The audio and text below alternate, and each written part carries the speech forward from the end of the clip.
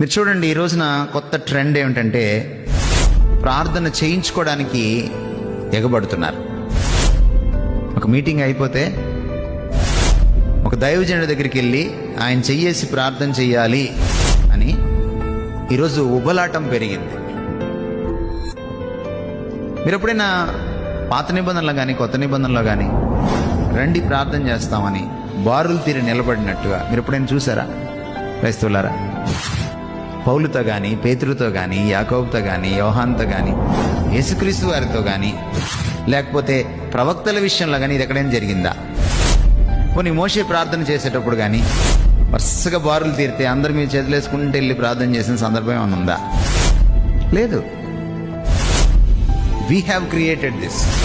భారతీయ ఈ సంస్కృతిలో కొన్ని మూఢనమ్మకాలు ఉన్నాయి. గురువు గారు వస్తే, పూజారి గారు వస్తే, బాబా గారు వస్తే ఆయన దగ్గర ఏదో దైవాంశ సంభూతుడు ఆయన అనేటువంటి ఒక మూఢనమ్మకం భారతీయ సంస్కృతి గుండెలోనే ఉంది. ఇది it is in the heart of the Indian culture. ఇది మనకు కూడా అబ్బేసింది. దానివల్ల గురువుగారు రాగానే పాదాలు పట్టుకోవడం, గురువుగారు రాగానే ఆయన చెయ్యేస్తే చాలు అని అనుకోవడం, ఆయన ఆశీస్సులు తీసుకుంటే అబ్బా ఇంక మనకి ఇంతకంటే ధన్యత లేదనుకోవడం, ఇది ఎక్కువైపోయింది. మీరు చాలాసార్లు పాస్టర్ గారిని ఇంటికి తీసుకెళ్లి భోజనం పెట్టేప్పుడు కూడా పాస్టర్ గారి మీద ప్రేమ ఏమి ఉండదు. మీకేదో ఆశీర్వాదం వస్తుందని. నేను చాలా స్వార్థపరులు, నాకు తెలుసు.